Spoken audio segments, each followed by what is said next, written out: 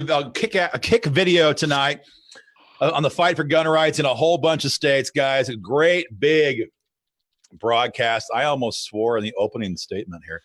A great video, guys, in the fight for gun rights. So much going on right now all across the country. We got Trump's acquittal. We got Mini Mike Bloomberg. We got states that are on fire in the fight for gun rights right now. We got offensive fights. We got defensive fights. We're breaking it all down here right now. It's going to be a great show, guys. Get signed in. And we're going to start some watch parties. If you see us all looking away from our screen, I guess I can't because my job is to talk while the watch parties get going. Someone give us a mic check. What's that? So turn your volumes down, everybody. We getting complaints? No, I don't know. I was hearing background noise there. Sometimes when I click on it to start it, it just kind of plays it for a second until I can hit the mute button. So whatever. Let's reach out.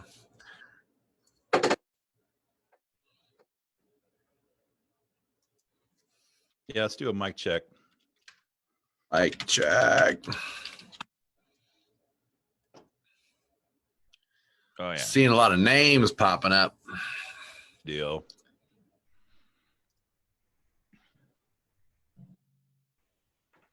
And guys, as you're getting, we've all been together on one of these.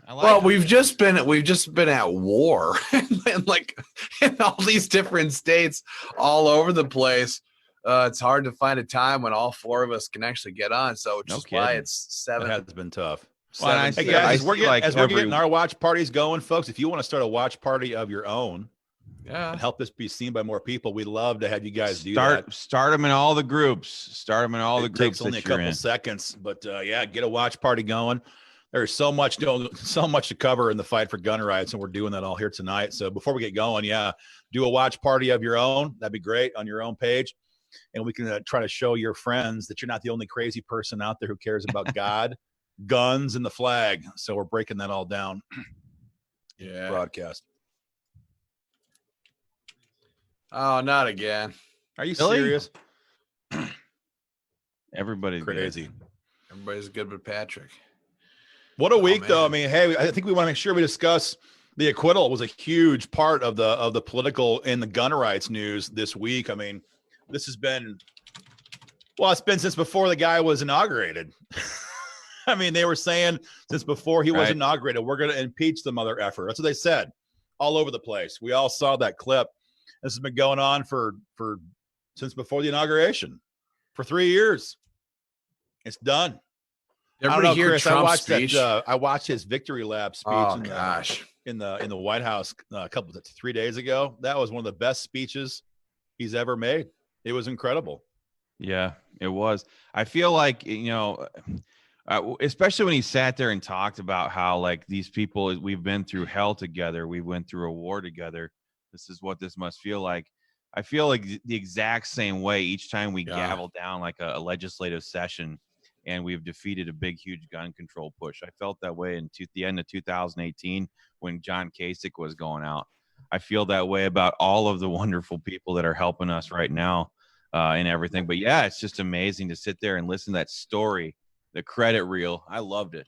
Well, I mean, I felt a real kinship to the whole thing. He's like, Trump's sitting there going, I feel it's like people who go through this, what we've gone through, it's been hell. And, we've come out the other side and, you build friendships when you fight together that you wouldn't have otherwise.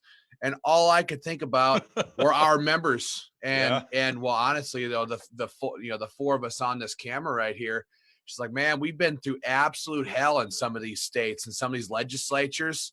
In the battles we fought and won. And I feel exactly the same way. I don't think I've ever listened to a Trump speech and felt so much understanding, I suppose. Though, I mean, I wasn't getting impeached or anything. Yeah, I was watching Fox News that afternoon, and I don't know what's up Brett Baer's butt, what burrs under his saddle.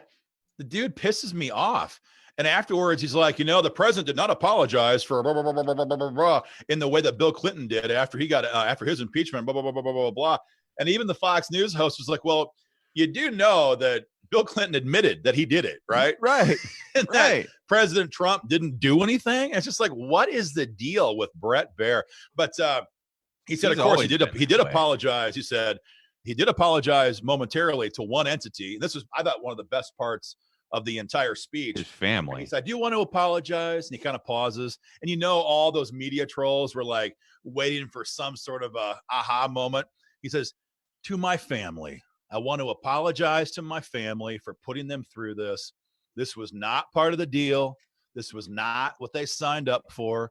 I just want to apologize. He said, Barron, come on up here. And he's talking to Barron. Barron, come on up here, And Did he really? I missed oh, that. yeah. And his Oh, yeah, wife pulled him runs right up up and on gives him a stage. kiss. The daughter runs up and gives him a hug. I mean, it was powerful stuff. And the media was just so incensed that he would apologize to his family, but didn't apologize for anything else. Like, what else is he supposed to apologize for? I mean, I've apologized to my wife and kids a time or two after legislative sessions and after media hit pieces and after stuff. It's like, I'm sorry, hon. It's ain't quite what we signed up for. But it's where we are, and we're not backing down now. Exactly. She just says, darling, do what you got to do. Wonderful lady. Yeah, man. Oh, a lot of folks looking at the comment section. A lot of guys talking about what's going on in these respective states. Guys, we're going to discuss the state roundup here later on. A lot of folks asking in New York what's going on. We got so much to talk about the fight for gun rights in Albany. We're breaking that down later. We got stuff happening, and there's just a war on in every state capital in the country. So we're going to try to discuss as many of those as we have time. Well, and a big contributor to that, I don't know when we want to talk about this, but it's Bloomberg opening up all these different offices in all these different states, all the field staff that he's hiring and all the states that he's picked out. I know that he's opening 8 offices in Minnesota, and he's hired 50 paid staff members to work Minnesota for his election campaign. And that's bad news. And I know it's happening in a lot of states all over the place. And a lot of people are talking about it here in the comments section, which is what brought it to mind. Yeah. Patrick can't talk, but he was telling us that 5-6 offices opened up in Georgia just in the last couple of days. 8, he says, 8 offices.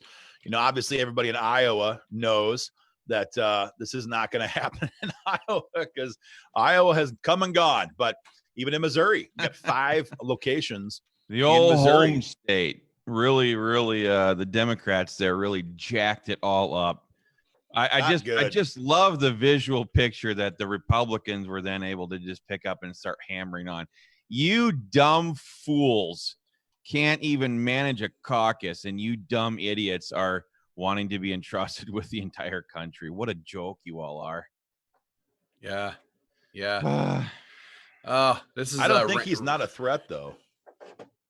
Who? I mean, a lot of people are saying in the comment section he's no threat. I just don't necessarily believe that. If you watch the guy's TV ads, he comes across like Mr. Reasonable, Mr. Professional, Mr. Nice Guy. He's not the crazy psycho that I thought one of the most fascinating interviews. Yeah. Huh? Yeah. I asked if we were talking about Bloomberg here. Yeah. Oh yeah, absolutely. I thought one of the most fascinating interviews I saw this week was James Carville, Clinton's old, hatchet man. And he's sitting there saying, he's like, we are going to get our teeth kicked in November, he said, because we're coming across a bunch of crazy radical socialists talking about no borders, healthcare for illegals. If we keep this up, we're going to get our teeth kicked in. And that's exactly what Bloomberg's not talking about. Bloomberg's talking about jobs. He's talking about the economy. He's talking about all these things he's done. The guy has, we can all hate him for what he stands for, but he has a fascinating, accomplishment. Yeah, as the head of the Bloomberg Corporation. I think the guy has a very serious chance of becoming the Democrat nominee. He's got by far and away, obviously, the best operation underway right now. He's got the best social media campaign underway. He's got the best ads on the airwaves. In Ohio, he has already hired 60 staffers. He's opening 13 different field offices. In Pennsylvania, where I'm also working now, he's hired 95 campaign staffers, opening more than a dozen field offices. I mean, this guy is doing this in every single state across the country. Not to mention the fact that he's just not as dumb as the rest of all these candidates. Well, he never would have hopped in as late as he did if he didn't think he had a great big fat chance here. I mean, everybody who had announced jumped in at the very get-go, and Bloomberg jumped in way late. He wouldn't have done that to blow millions and millions and millions of dollars just to be totally slaughtered in the polls. I mean, his speech that he gave in St. Paul, Minnesota, when he did his big announcement that he was opening up these 8 offices here in Minnesota, it was the best political speech I'd heard from any Democrat this entire campaign season. So I think he has a very good chance. Absolutely. Patrick, I hear you talking. Oh, yeah, okay. we can hear him. All right, never mind. Sorry. Okay, sorry. It's funny. It's like when Patrick's talking to us. It's like when we're sitting here listening to Patrick talk to us and give his explanation, all these people are hearing like total silence. I know. That's not good. Tommy Pritchard, he comes on here. He says, I thought you were with Iowa gun owners. You all work for multiple states. Tommy's out of right near my good friend Jim Hirschberg by Lowerville. Tommy, yeah, I'm not sure if you're new to what we're doing or what here, but yeah, we fight for gun owners any place we can get to with a rental car or airplane, anywhere in between. So, well, and that's the thing is I had this question the other day and I explained it to somebody. I mean, a lot of people think that the way you fight for gun rights is have one dude walk into every Capitol building and sit there for 18 hours a day and beg lawmakers to do X, Y, or Z. And that's Phil Van Cleef. Yeah.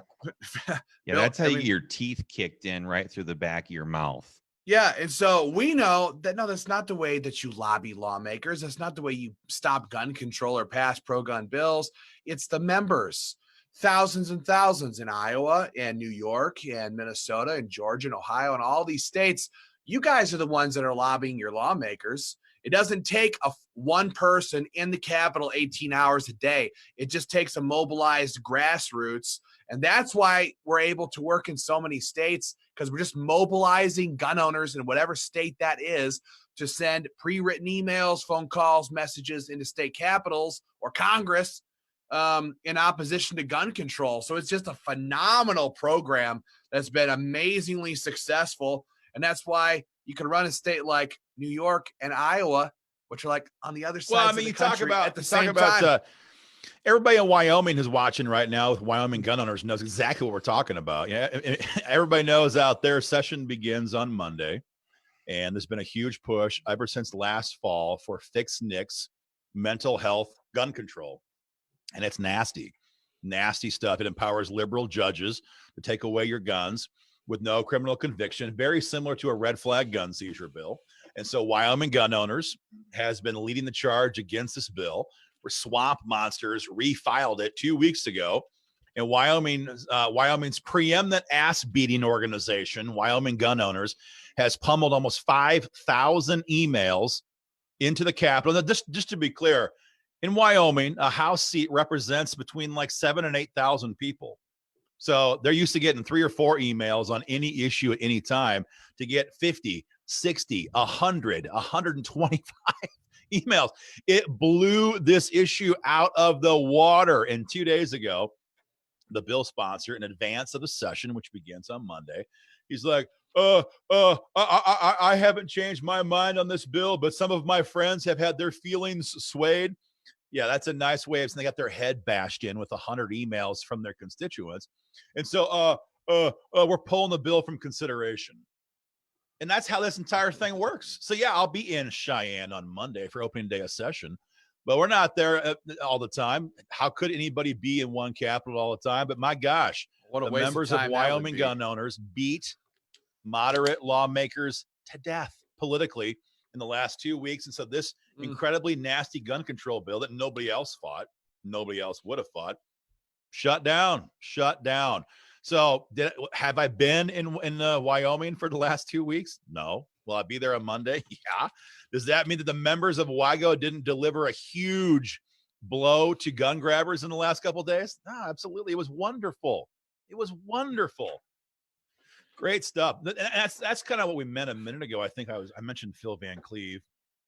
I'm not sure if we're going here or not or what, but I guess. Yeah, let's talk about Virginia. I mean, something that everybody can relate to right now. In Missouri about an hour ago, because I'll be testifying in committee in Missouri on Thursday after I come out of Wyoming, and then I'm going to be in Albany in a couple of days after that. But they were asking, what about the rallies? And this kind of goes back to what we were discussing. You were saying, Ben, about all the pressure in their districts. But we were all at Richmond. I mean, the three of us were all in Richmond. It was great, fun day. Okay. Can you hear me now?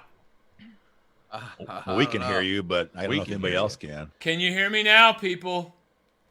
Guys, everybody do a sound check for Patrick.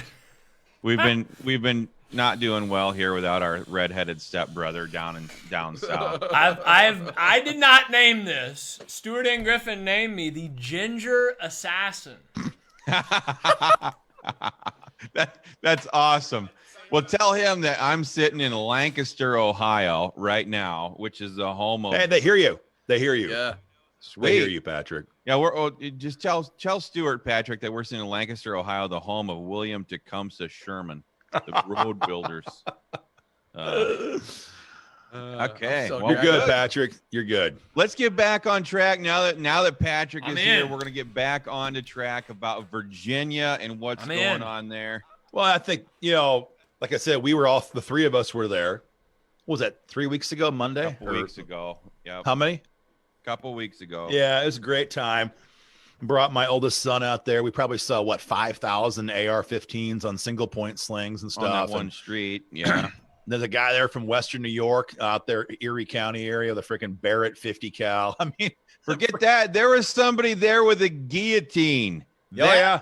That was my favorite of everything that was there. A guillotine. Time to make this country great again. The guillotine. Everybody over here is saying we can hear you loud and clear, Ginger Assassin. So Ginger Assassin, we're in. But I think before we even left the rally, people were kind of all kind of milling around saying, "Well, now what? Now what? What's going to happen next? Now what?" And when you see the emails coming out from the organization that's trying to stop this madness in Virginia, all it ever says is, Talking about VCDL, Virginia. Yeah, I mean, VCDL, Phil Van Cleve, the puppy pistolero. If you don't know what I mean, Google it sometime. But, they're like, so that they have all these emails that says, well, there's going to be a hearing, or a committee vote or a floor vote on this bill, on so-and-so day, so-and-so time, show up. And they'd never give people the tools they need to fight for their freedom. They never take any next step. And the whole point of fighting for gun rights is to immobilize lots of people to do their own fighting, to send off. And that's why I think all the groups you see here and a bunch more that you don't, other states where we operate, all these groups, they spent heavily, a couple months ago, establishing our new kick-ass online advocacy program. And it's the best in the business. For those of you who don't know and who are maybe new to all of these pages that are watching this right now, I feel like maybe we ought to go back and kind of lay some groundwork here. These organizations, they don't exist to go to the state capitals and get down on their knees and plant giant kisses on the lily white backsides of all of the politicians in those buildings. We exist to equip the grassroots with hammers that they can beat on their local politicians with and say, do this, do that, vote yes on this gun bill, vote no on that gun control bill.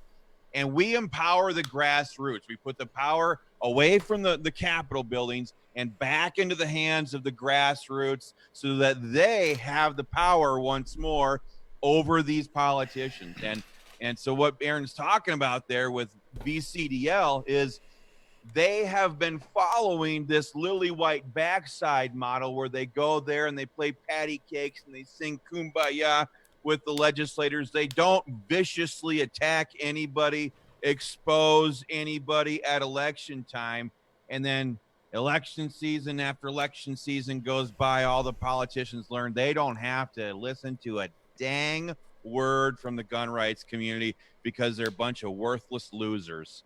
And that's exactly what they were doing there at VCDL, and not doing their jobs. That's not what we're doing here. Yeah, I think I'll make my first statement tonight. I mean, just thinking about VCDL. Welcome in. Yeah, well, thank you. I knew Phil Van Cleve when I lived up in Virginia 14, 15 years ago. You guys, I think Aaron was an officer, policeman up there. I don't know if you came into contact with him up there, Aaron, back in the day, but these guys, for those of y'all out there who are affiliated or associated with our groups, we spend, close to $10,000 each per group, okay, with a company that equips you with these resources to hammer the legislators. Well, VCDL uses the same company, but they don't use it. You see what I'm saying? So it's kind of like this isn't. They have access to all the tools that we have and that we equip y'all with. They just don't do anything with them. And to me, honestly, that's a sign of laziness. And I hate to say that, but Virginia has been stuck in probably 20 years of laziness and no vision. And you see this a lot around the country. We see it here in our own state. I mean, here in Georgia, we've got this group, Georgia Carry. I mean, these guys think it's all, chocolate and roses for the rest of our lives. But it's like, damn, the war is coming, man. Yeah. And if you're people, that's what we do at Georgia Gun Owners, is we prepare our people. Look, the fight's coming. These are the tools we use to win, and we have to kick these politicians in the face now so that if they're even tempted of trying to do something like is happening in Virginia, I know the Democrats have control, but that they're ready to go to war, man. I mean, political war. That's the thing. It's not just Democrats who are, and even in Virginia, yeah, it's not just Democrats. You have Republicans who are actively supporting these bills. 2 or 3 of them, at least, in the Senate chamber, voting and co-sponsoring for Northam's gun control bill. That goes back to, I think, Christopher's point that nobody's afraid of gun owners in Virginia. And that's exactly, I think, how we want lawmakers to be afraid of the members of Iowa gun owners, afraid of the Missouri Firearms Coalition, and they are. I mean, all the Missourians watching. Everybody knows Governor Parson, not to be confused with our good friend, the ginger assassin Patrick Parsons, right. But Mike Parson.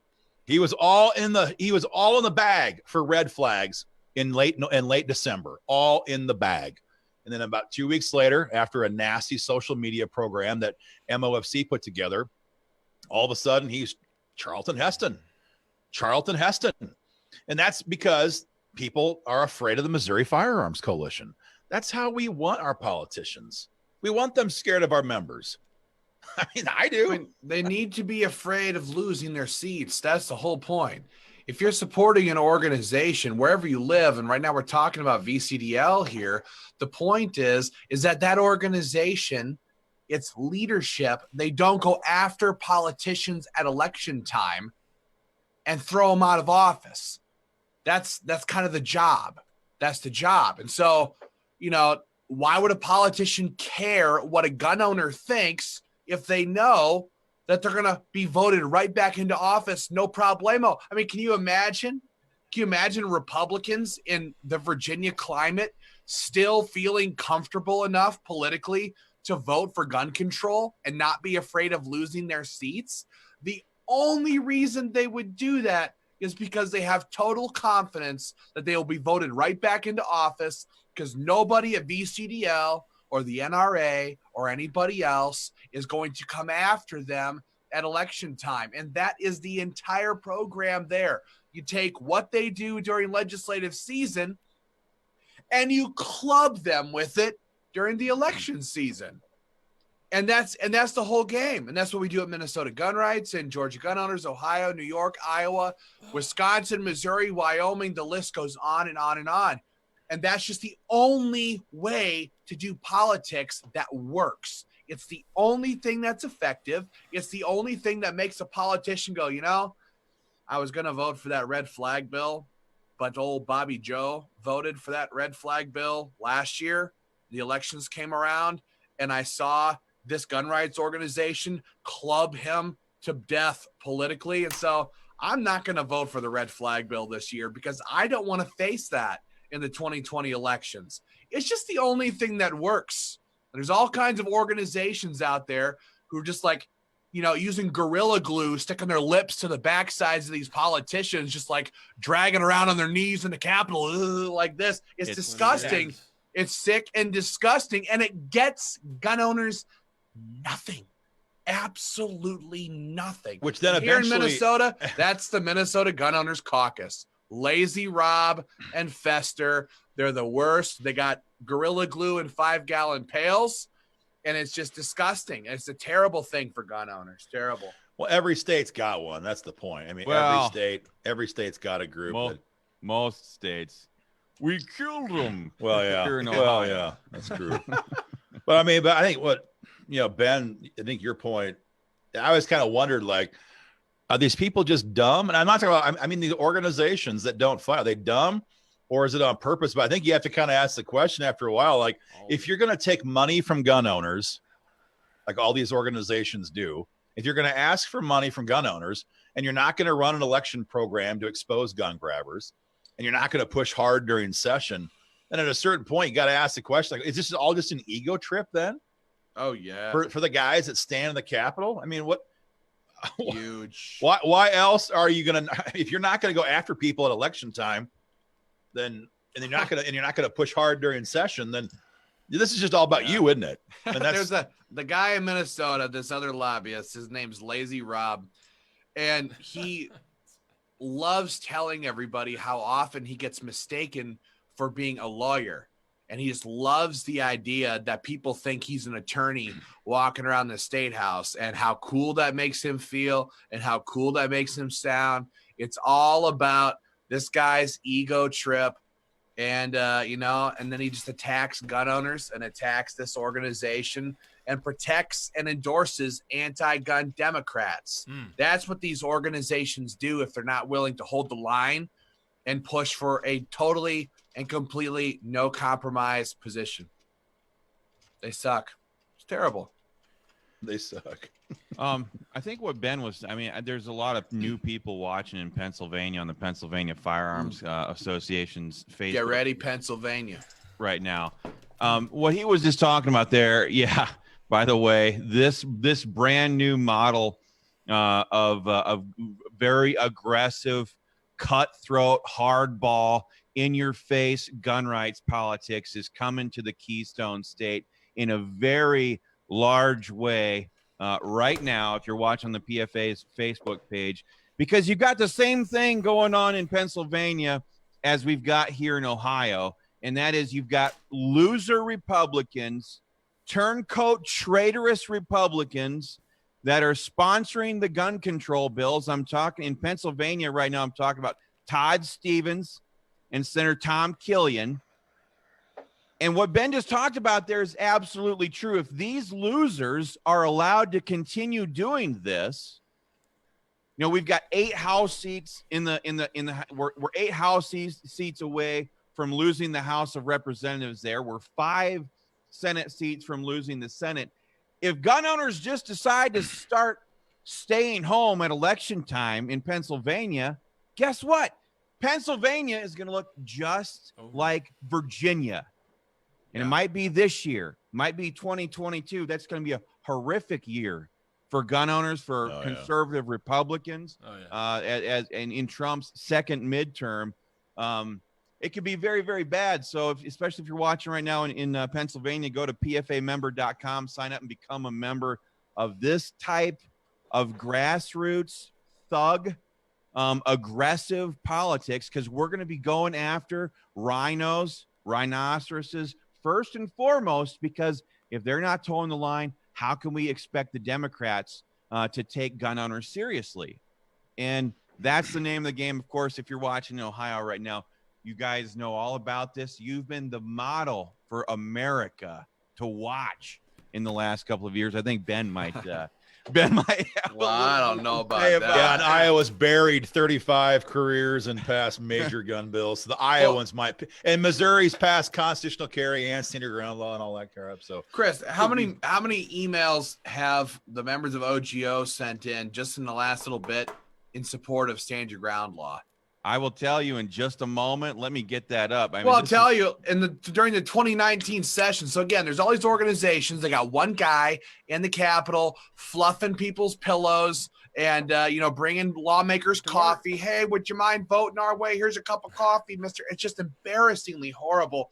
And like the members of Minnesota Gun Rights, what we did, our members sent 120,000 emails into St. Paul in opposition to their gun control. And Moms Demand Action, Bloomberg's group, when session got over, we stopped all the gun control, and Moms Demand Action does this big email and goes, "Oh, very well done to all the members of Moms Demand Action. We sent a crazy 8,700 emails into St. Paul during the 29th.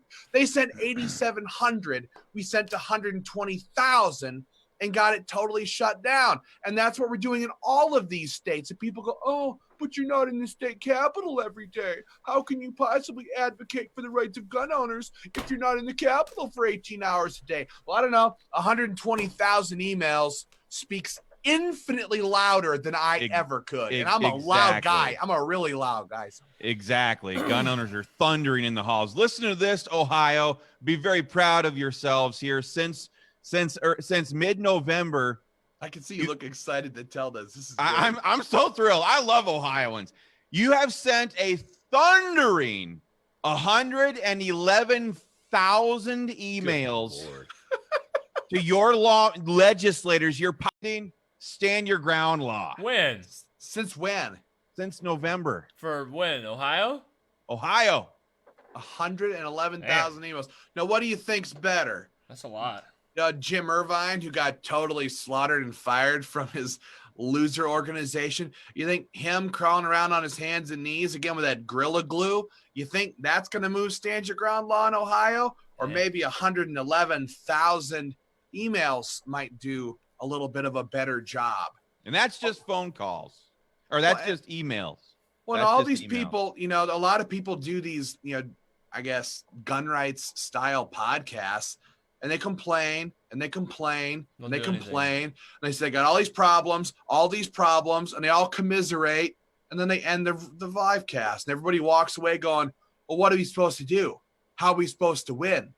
This is the only podcast. This is the only video where the organizations and the people you see on camera represent hundreds of thousands of the best Americans that are walking right now and have had major success. This is the only way to win in politics, is punish lawmakers at election time who stab gun owners in the back and pour on the pressure into state capitals in opposition to gun control and in support of pro-gun bills. It's the only way to win. Can I change the subject and ask a question, or are we not ready? Hey, before you do that, I'm seeing a couple of comments that were frozen in time on people's screens. You guys hear us okay? Can someone give us a mic check? Yeah, we're all good to go getting here that. in I'm not Ohio. getting Just tell people to refresh Okay. if they have to. Well, right. it got me thinking. Chris was talking. Somebody mentioned, I don't know, 2022 could be another 2018, right? On steroids. On steroids, even worse. So if you guys remember George Bush, I don't want to remember it, but so in 2000, he won in 2000, then 2004 was his re-election. 2002 was the first midterm in like modern history where the Republicans picked up seats. Okay, they didn't lose them.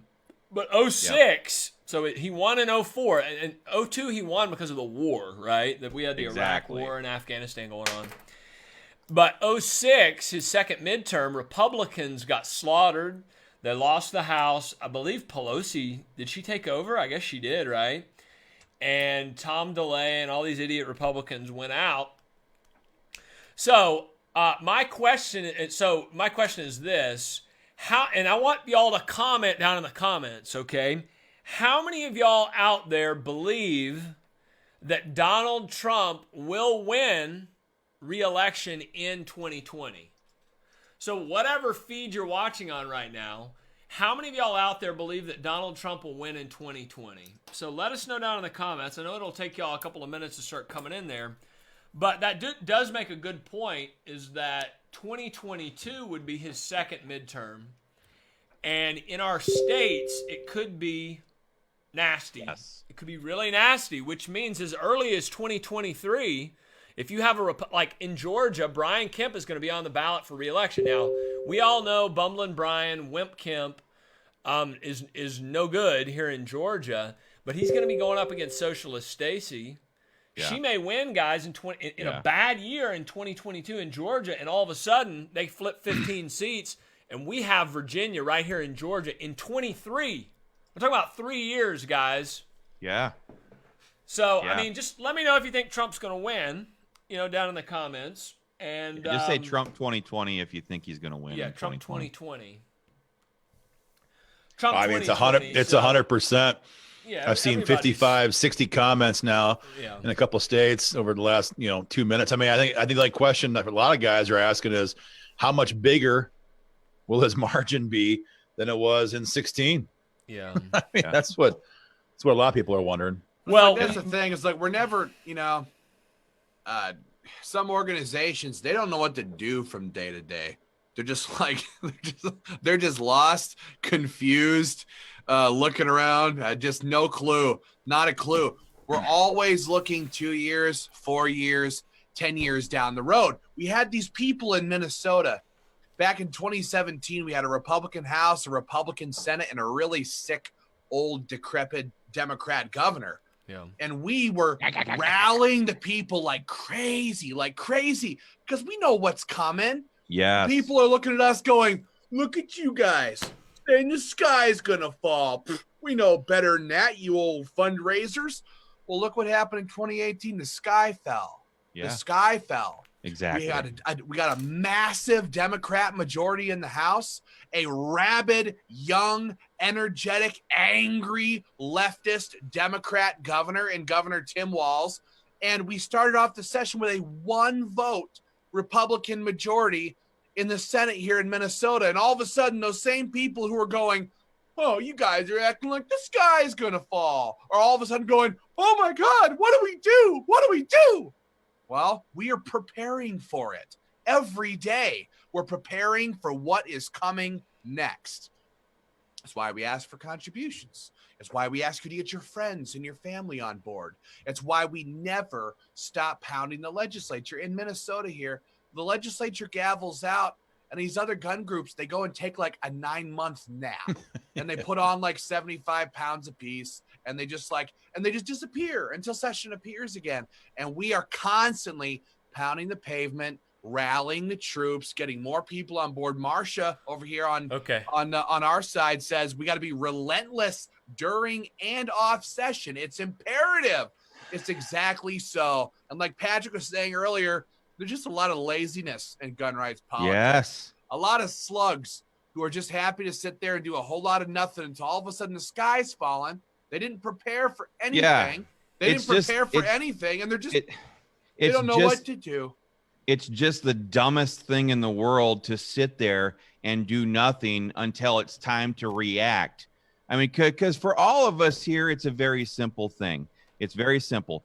We know that the left, that Bloomberg's organizations, that all these Bloomberg-funded front groups, they are all building constantly.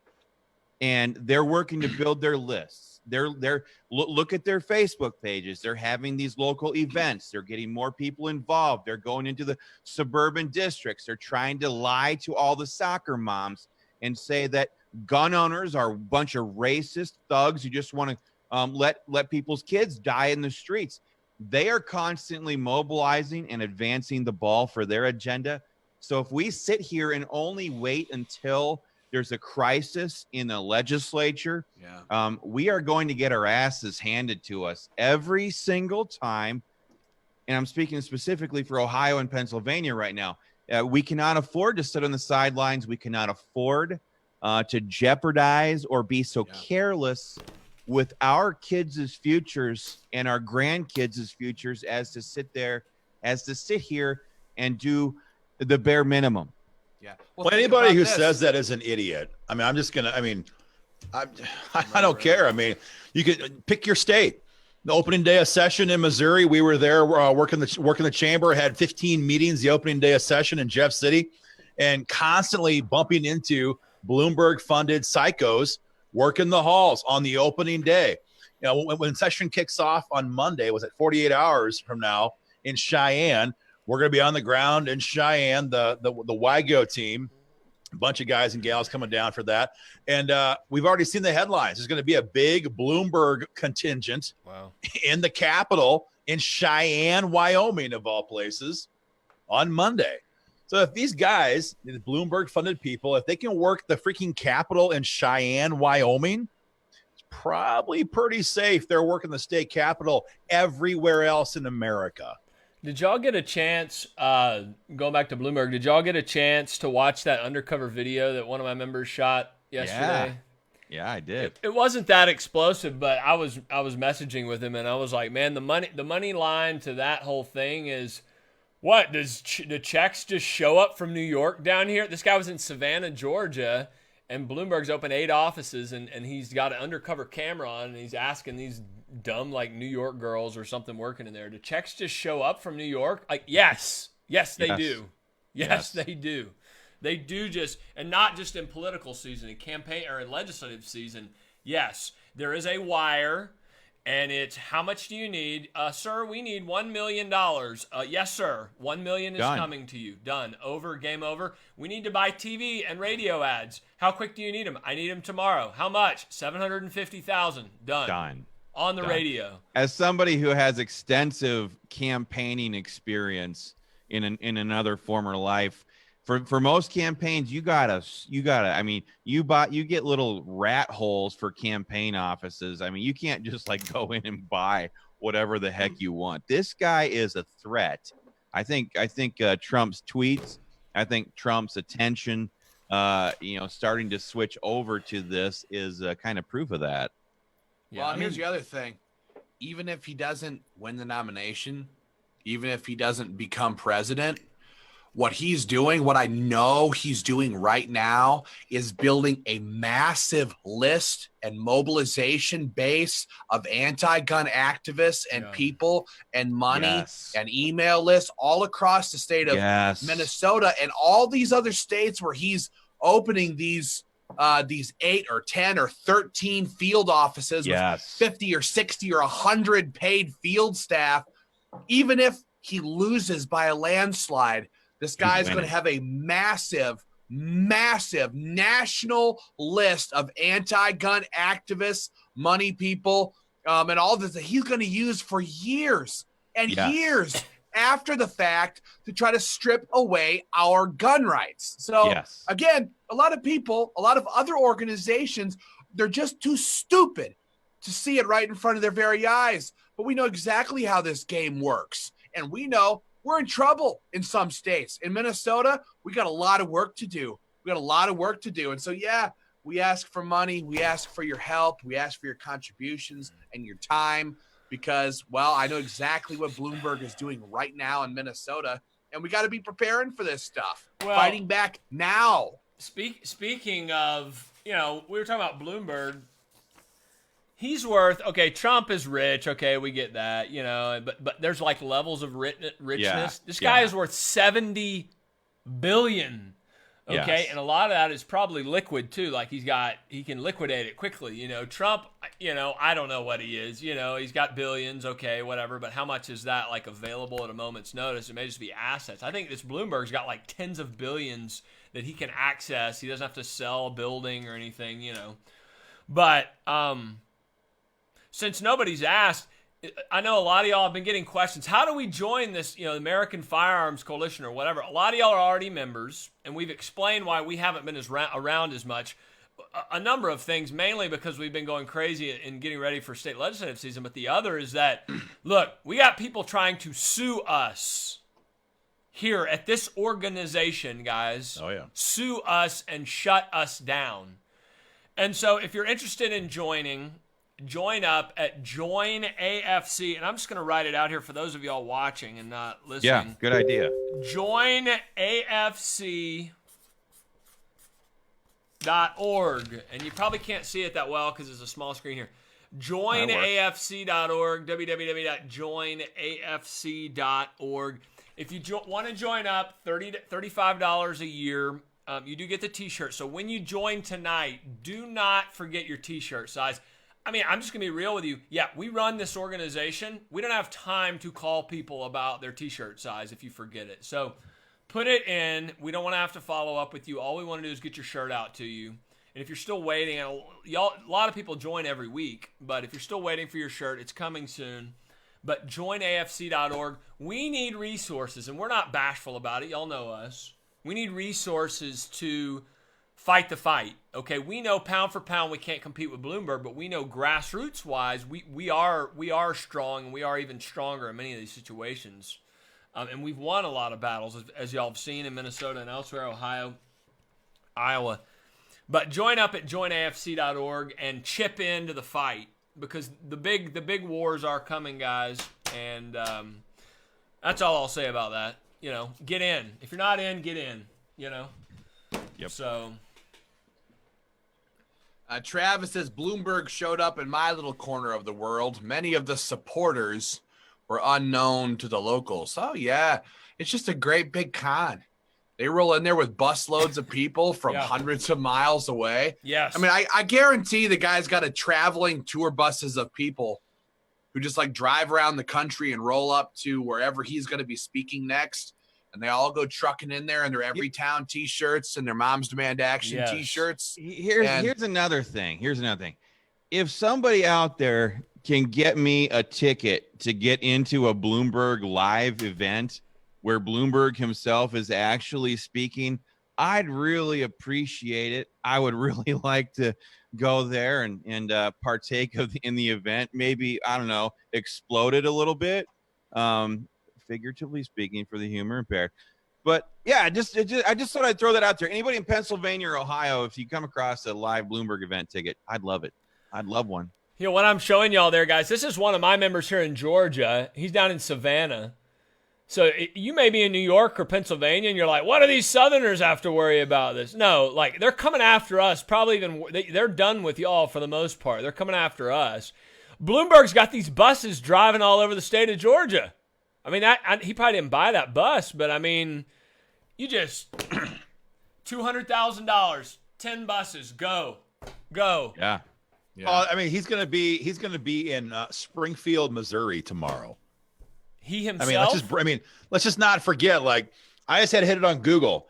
Trump carried Missouri with an 18.5% margin of victory. Yeah. But that's not stopping Bloomberg from going and campaigning in Missouri.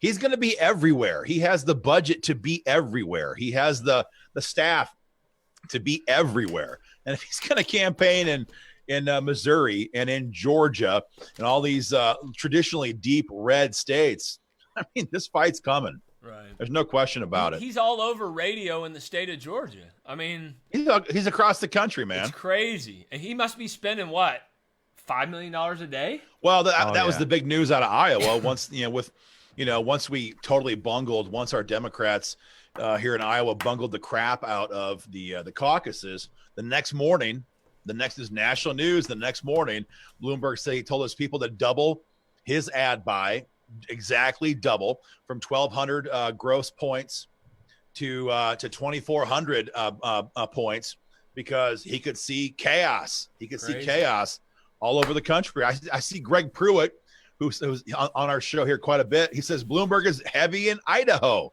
for heaven's sakes. And so, again, if he's going to play in Idaho, not exactly his normal area, in Missouri, yeah, he's going to be everywhere. It just means that he's making a serious play for the delegate count. Yeah. I mean, that's all this is about. The national poll, there's a Morning Consult poll, which is a relatively respected poll. You know, everybody was, Bloomberg's 0 in Iowa about how tall he is. You know, it's like, it's not his play. It's not his game. No. Okay, he's playing the long game here. That the Democrats get tired of this Pete Buttigieg And booty gig. Yes, It's yeah. booty gig. Booty gig. Yeah, exactly. Probably all over this country. Don't even think about it. But and then you got New Hampshire. Bloomberg's like, okay, whatever. But he's like, Patrick, he's a married man. yeah, Don't go exactly. talking about it. Oh my gosh, I'll tell you something here in a second. But Bloomberg, it's just the Morning Consult poll had him at 14% Democrat nationally. Whoa. Democrat nationally. And this is no joke. I mean, a lot of people are like, ha, Bloomberg, he's short. What? He doesn't care. And I saw a comment today. It was hilarious. Some guy from New York said there was some story. I'm trying to find it from back in the day. Bloomberg, they list his height at like 5'7". You know this guy's got to be like 5'5", if that. And but he put on his driver's license 5'10". And it was like a big story back in the day in New York. Everybody called him on it. It's like, no way, he's not 5'10". But this guy just doesn't care. He's ruthless, and he's making a play. So I know we like to make fun of him just as he would probably make fun of us. And I think Aaron's even had some experience with that up at the state capitol up in New York.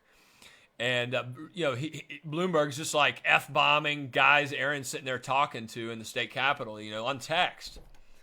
I don't know if that's public knowledge, but I mean, he's fighting for endorsements from Republicans all across the country. Greg, who's not on tonight, Greg Pruitt with Idaho.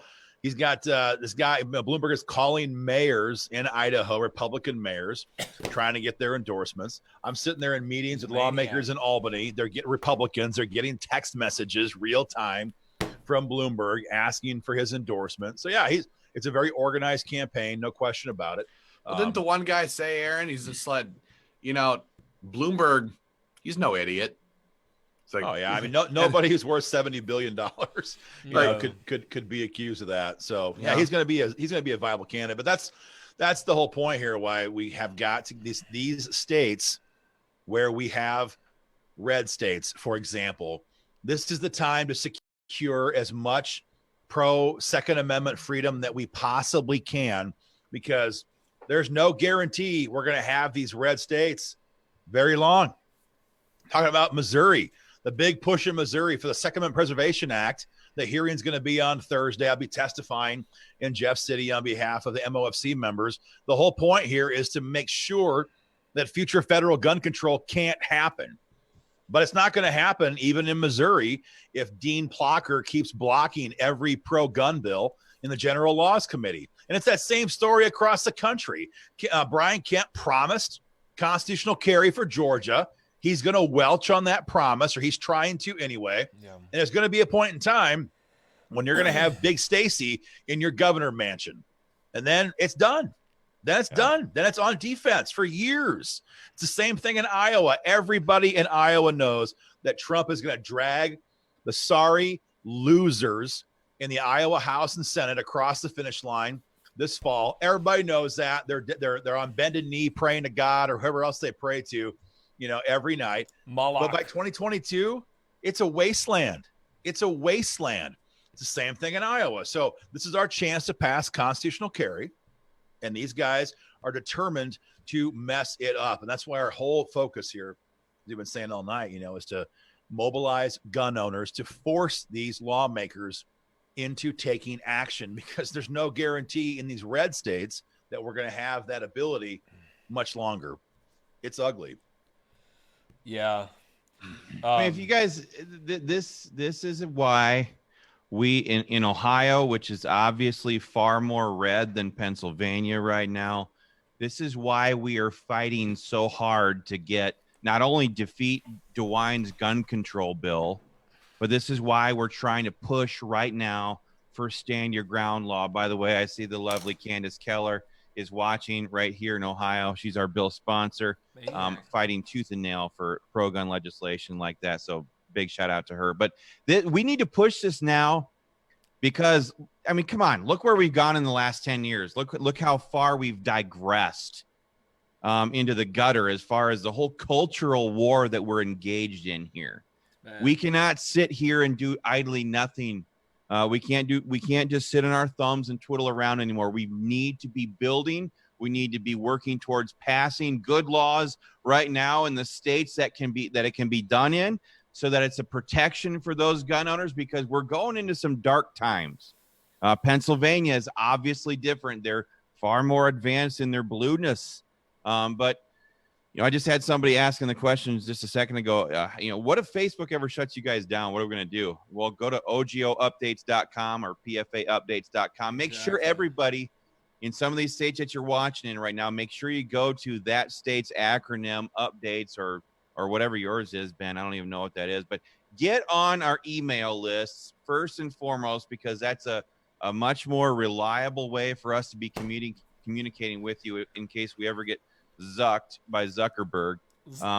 We need to be building, and that's what we're doing here all the time with these organizations, because it's not looking good 5 years, 2 years, 3 years, 4 years down the road. Got to get involved now. Well, I want to say something about that. I know it's come up here recently. I've seen it with my own groups here in Georgia and own group, and some people on some of our forums that you send your email in, some people, I don't want them to have my phone number. I don't want to. It's like, look, and you guys can say whatever you want to say about this, but like, we get the phone number, okay? We are organizations, and we do not give your stuff to anybody else, but we need that information. If we need to call you, we're rolling out text soon, guys, okay? If we need to say, take action, do it now. Do it, okay? We're not giving your info, but the point is they can get it anyways, and I don't like going there, because a lot of people say, well, if I'm not doing anything wrong, what does it matter? But, get in the game, and like Chris said, we are building lists for the war. Wrapping back full circle, Virginia wasn't ready. That's why they showed up, showed out, and nothing happened. They weren't ready. Yeah. They didn't prepare for the battle.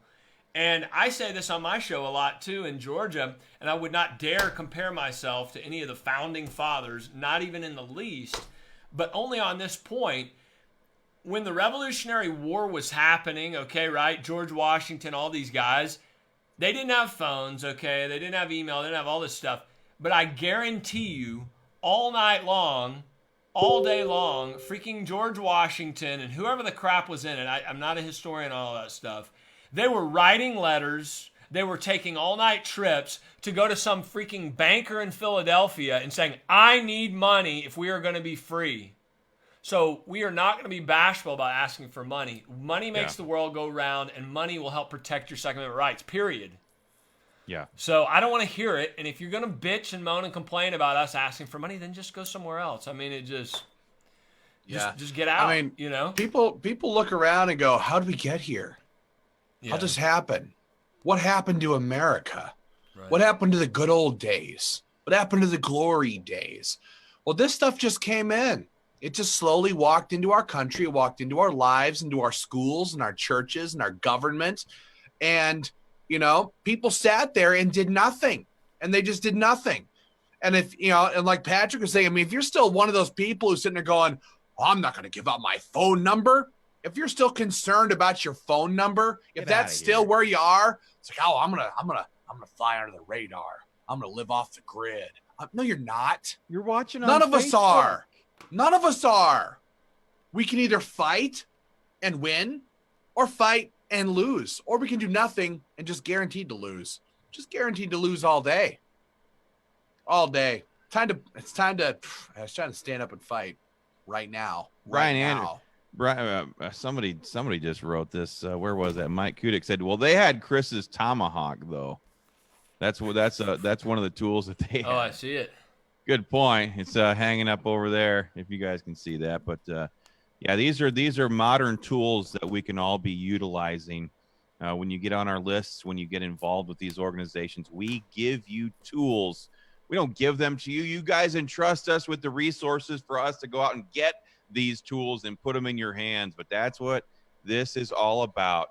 Everybody going around with beautiful tomahawks, political tomahawks, hurling them at the politicians in the legislative season and at election time, and teaching these, quite frankly, soulless dogs that are these politicians that you got to be concerned about gun owners first and foremost. That's what we want. That's what we want. Yeah, Right. Tammy over here said King George's favorite lobbyist was not Patrick Henry. She Yeah, says. exactly. You know, and that's true. Oh, you guys need to be nicer to the politicians. There are politicians. No, we don't. No, we don't. If your politicians like you, you're not keeping their feet to the fire hard enough. Okay. If that's just the way, if you're a lobbyist or if you're supporting an organization and every politician is standing there saying, oh, they're wonderful. This organization over here, they're doing the hard work of fighting for gun owners in the state capitol. Let's get out that 5-gallon pail of Gorilla Glue, because that's the organization who's got their lips glued to the backside of every politician in St. Paul or in whatever state that you live in. It's an absolute political war to save our country, to save our future, to preserve our America. It's either that or we can sit here in 20 years from now. We can do the same thing people are doing now, looking back and going, what happened? Could have been. What happened? We used to be free. We used to be all of these things. And Virginia will look like California, and Pennsylvania will look like New York. And these states where their rights have been totally stripped away will be expanded all over the place, because Bloomberg would have put his lists to use. He would have put his ground game to use, his billions to use. Fight back now. So much better to fight now. I'd rather fight and lose than just sit here and do nothing and lose. But I'd rather win. And we can win.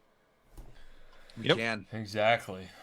Good show, huh? A pretty good show. We had a big crowd. 1,800 people live at one point. Huh? Yeah.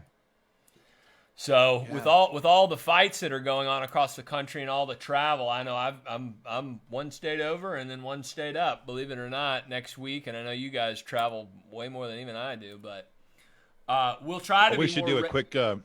We should do a quick recap on what's going to happen in these various states in the next couple of days. Okay, There's big stuff coming. What's Go that? for it. Well, for those who weren't watching the Missouri video earlier tonight, there's going to be a hearing likely on Thursday on both of our bills, gun-free zone repeal and SEPA legislation. Now, this has been canceled twice due to 2 back-to-back blizzards on the previous Thursdays. So hopefully this happens next Thursday. If it does, we'll be there testifying in committee. This is in the Senate chamber. This is in the Transportation Committee. It's being held back right now in the House. So there's a lot of work to be done in Missouri. And we had Senator Nasheed, who got arrested a couple years ago in the Ferguson riots, drunk with a $9 million in her pocket. She's now sponsoring red flag gun seizure legislation. So a lot happening. Isn't it how it always works? It's always America-hating scuzzbag who has a criminal background with a gun, who is now going to try to tell us how much gun rights freedom we can enjoy. So if you're in Missouri, pay attention. You remember that jackass from California in that state senator who was sponsoring all that gun control, and then he's like running guns himself. What a piece! It's just the way it always is. I'm going to keep going for WIGO members in Wyoming. A session begins on Monday. Everybody knows that out there. We've just successfully, for the time being anyway, killed off Fix Nix. It's been pulled from the agenda. I've got the opening days. Here it is, the opening days referral vote schedule right here, and HB 59 has been pulled from the agenda. It can always come back via an amendment or a leadership bill, so pay attention. WIGO members will be out there in Cheyenne on Monday, Tuesday, working, flooding the zone out there. Iowa, be back in my home capital here in a couple days, is a mess with Republicans, Matt Winchell, Jack Whitver, Brad Zahn, Jason Schultz. Basically, it's a who's who of clown car butt-kissing losers. We're going out of their way to try. There it is. There it is. I got a better one now. You see my photograph with him and Adam Schiff? Oh, my gosh. Yeah. That's a good one. But constitutional carry is still a huge fight in Iowa. We've got 10,000 emails minimum hit the Capitol in the last couple of days in support of the bill. And so what do? Matt Winchell's now claiming that bots are the ones who are filling out the emails that are coming in from so many Iowans. He can't believe that so many Iowans love freedom. He can't believe it. He just doesn't get out very much. That's what they said about us in Minnesota last year. It's the same story. So many emails. They said they must be using bot technology and sending fake I will emails. say that we are very good with computers. Some probably the best people we know when it comes to computers. But No. It helps if you can talk too, Matt. And since most of these guys can't, they can't figure out why they get 4 people who like their Facebook posts and 13 people, mostly their girlfriends, who like their Facebook Live videos, and nobody else. And that's not just a metaphor in the case of Iowans. So, wanted to give a big mention though to all of our friends who are watching before I wrap up the state roundup section.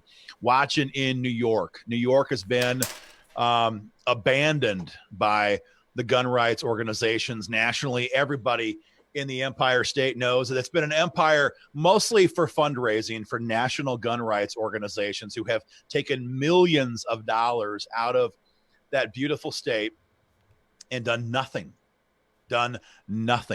And for the in-state guys who know what we're talking about, the state level organizations, you guys all know now, or the word's getting out about Tom King, old Tommy boy right here. He goes around and gives out awards to all these politicians and does all these nice things. And now the word comes out. He's endorsed Cuomo's. Have you guys heard this yet, Chris, Ben, Patrick? No. He's endorsed. This is the Rifle and Pistol Association in New York have endorsed Cuomo's bid to ban and regulate 80% lower firearms. So with friends like these, no wonder New York is burning, and that's going to be fixed. And with Scope, much better people, no question. But let's just be honest. They haven't showed up in Albany in 5 years, 6, 7 years, maybe. Last time they were there, any kind of mass was in 2013. That can't happen. So the New York State Firearms Association is rebuilding the fight for gun rights in New York State from the ground up. All the tools you've been hearing about tonight from all of us, the online advocacy, the pre-written emails, opting into updates. If you want to get updates from the New York State Firearms Association, just go to nysfaupdates.com and get signed up. Same thing for Iowa, igoupdates.com. Same thing for Ohio. All these states have this process in place. The organization in New York is going to quickly roll out, the best gun bill that they've ever seen in New York State, Stand Your Ground law. It's going to be beautiful. It is a phenomenal bill. We're on our, 5th, I think, revision. We had a conference call on Thursday. I think it was a couple of us guys here to tweak the bill one more time. But the best lawmakers in Albany are pushing this bill for us. It is phenomenal. We've already had meetings with probably 30 lawmakers who intend to co-sponsor. It's going to be great. It's going to be great. Getting back on offense is key to pushing the right direction because, a lot of comments, Chris, when you were asked who's going to win in 2020, a lot of comments on the New York page said Trump is going to win by such a margin. The only question is, will it carry down ballot protection and help for us in Albany? And if there was ever a time for gun rights organizations to scalp some people in Albany, it's going to be in 2020 because, for the heaven's sakes, Trump is on the ballot. And 5 senators won in New York. They only have 2-year terms out in New York. 5 of them won by a 2% margin in 2018, the anti-Trump year. 2020 is going to be our time. It's going to be our time. And with nobody, state or federal, pushing back at election time, New York State Firearms Association is going to fix that problem too. So there's just so much going on. I could talk for days about the various states, but I'll stop talking and let somebody else do some state. Well, while we're in New England, let's just go. do a quick wrap up here of New England. In Pennsylvania, there's just a lot of people watching now on the Pennsylvania Firearms Association's website, folks. I was there this week meeting with legislators. There's real American patriots in some of these state legislatures that just want to fight. They want to fight hardcore. They know. I mean, you sit down and 12 seconds into these conversations, they're sitting there like, "Where have you been? Where have you been all this time? We could have used you 5 years ago. This is exactly what this state needs because you're exactly right. These Republicans are the ones that are dealing us our knives in the back right now." So, folks, we're starting this process there. It's going to take us a day or two to build up a great, big, beautiful, nasty gun rights organization.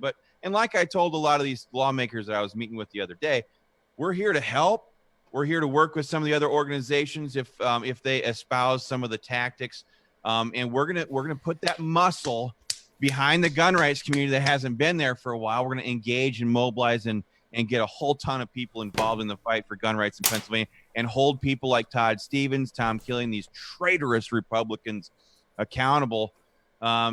Over there, we're going to be pushing some of the preemption strengthening bills, the constitutional carry bills, fighting against the red flag bills, all those different things. So go to pfamember.com, sign up and become a member if you're not one over there. But switching from that over to Ohio, we have a special guest in the house tonight. He's going to give us an update on the fight for gun rights in Ohio. If you guys would all welcome Mike DeWine. Whoa, Governor DeWine. Nice. Oh, Yes. He's still the The governor. fact of the matter is that my gun control bill, Senate Bill 221, is in the Senate Government Oversight Committee, and that committee has been getting their butts kicked by gun owners all across the state of Ohio, and it's caused me to start going to my pals in the corporate media a lot more, demanding stories, demanding more gun control. We're looking forward to August on the anniversary of the Dayton killing to try to renew and reinvigorate the fight for gun control in Ohio. But those guys and gals at Ohio gun owners are beating us.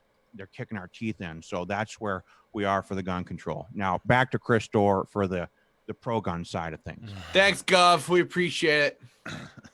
Yeah. And that is the story on the gun control. You guys are just absolutely beating the heck out of that committee, the Senate Government Oversight Committee. We're going to be rolling out a beautiful program on that Senate bill sponsor, Matt Dolan. He's the owner, one of the owners of the Cleveland Indians. We got a big welcome party for when the baseball season kicks back on for him.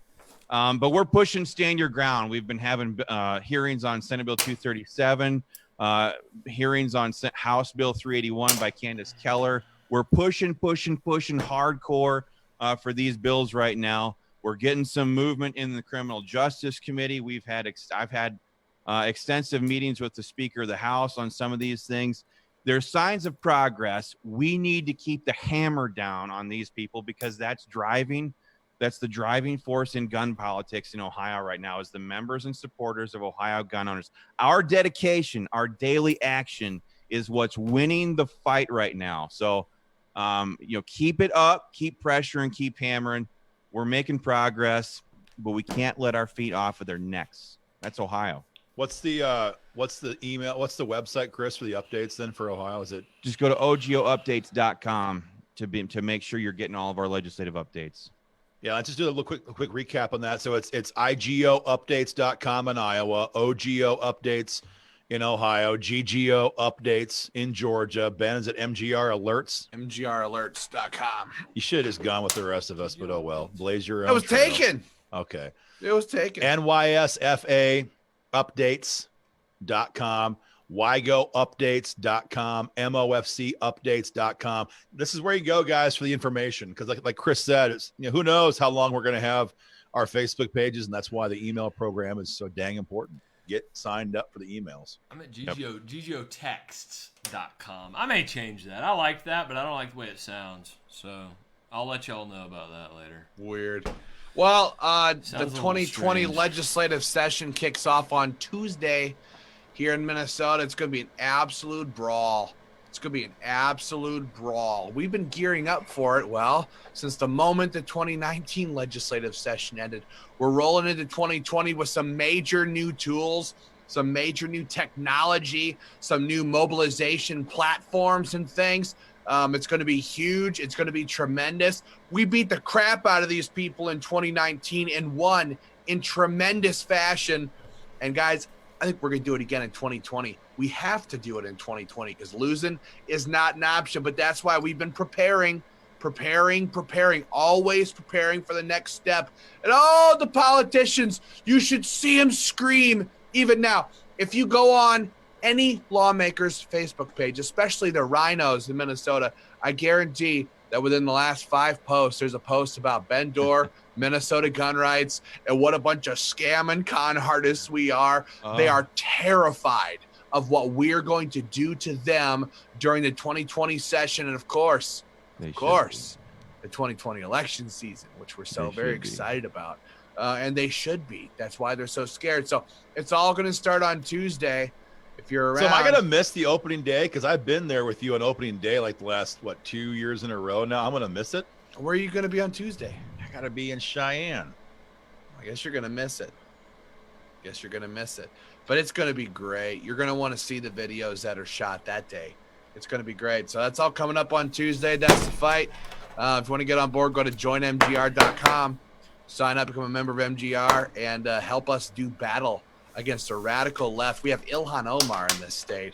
We have some of the worst people you can imagine in this state. And all starting Tuesday. So here we go. Well, here in Georgia, guys, I'll kind of round it up here with the big GA. We all know about Bumbling Brian, Wimp Kemp, everything we know about him, guys. I knew it during the election. I knew this guy's a big fat fraud, but the reality was we had Socialist Stacey, Brian Kemp. We got to hammer both of them. We just have to hold them accountable. I mean, that's what it comes down to. Right now, legislative session, we're about 10 days in. He and David Ralston, the Speaker of the House, are fighting over a number of issues. They had to take kind of an unprecedented 10-day break to try to work out some things in the budget. Hammering emails into the Capitol, guys. Last time I looked, it was about 10,000 constitutional carry emails. PassHB2.com, www.passhb2.com. It's a short session, very, very short, guys. Keep the heat on and pound the crap out of them. Of course, y'all know we have massive Senate races, massive congressional races, a number of GGO Life members, or at least one. Marjorie Greene is running in the 14th. And then I hear there's another one potentially running in the 9th as well. So Matt Gertler, our lead sponsor. So we'll see what happens, guys. But keep the heat on hardcore and make it happen here in Georgia, guys. We know I get a lot of emails back from y'all. What is not acceptable is when a legislator, when you hammer them on con carry and they say, oh, I'll vote for it when it comes to the floor. No, demand that they publicly support it and co-sponsor that bill because they're trying to weasel out, and that's what they are, is weasels. And, of course, guys, we have SB 150. We launched a war on SB 150, the Georgia Lautenberg gun ban. As of this time, we've spent thousands of dollars trying to kill this legislation on social media and direct mail. Y'all have sent about 12,000 emails into the Capitol already this session against this thing. Keep it up. StopSB150.com. StopSB150.com. And keep the heat on down there at the Capitol in Atlanta. And, of course, Kelly Loeffler. We have the website kellyredflags.com. kellyredflags.com. Continue pounding her office. A lot of y'all have told me that their staff was freaking out and telling you that they were having an emergency meeting on that issue a few days ago. So keep the heat on here in Georgia. And as always, we're just preparing for the big battles, guys. We're preparing for the battles. So that's what we got going on here. Anybody else? No, I think that's about it. Guys, thank you so much. Go ahead. No, just go ahead. I was just going to say, we have our primaries are coming up here in just a couple of weeks. I mean, here in Ohio, we are gearing up for a big, beautiful, bloody brawl in these coming primaries. It's going to be a lot of fun. Like we always say, it's one thing for all these people to say, oh, you got to go to the legislatures. You got to get down on your knee. You got to kiss their backsides. That's how you do law. No. Gun owners lobbying all year round for their issues. That's number one. But number two, Republican primary season. That's when gun owners do their best lobby work. We got a slew of races we're going to be involved in this Republican primary season. We're very much looking forward to that. That's all kicking off here in like a couple of days. So we got, it's just stuff is happening right and left right now. So yes. JoinAFC.org, guys. www.joinafc.org. A bunch of new members tonight. Anybody want to read some of those? Anybody have that available? Nah, I've already got that page shut down. I'm sorry. Shut down. Bunch of people were Oops. pouring in, guys. If you want to be a member, joinafc.org. Don't forget your t-shirt size. Make it happen. As I was saying earlier before we got into the state roundup there, is we will try to be on here as frequently as possible. But again, driving back from the state capitol 300, 400, 500 miles, working late nights, getting our newsletters out, writing emails, talking to legislators. We'll be here as much as we can. Yeah, we are committing to doing this a whole lot more than we Yes. have in the recent past. So just so you know that we are going to make a concerted effort to be back here a lot more. Right, exactly. Definitely.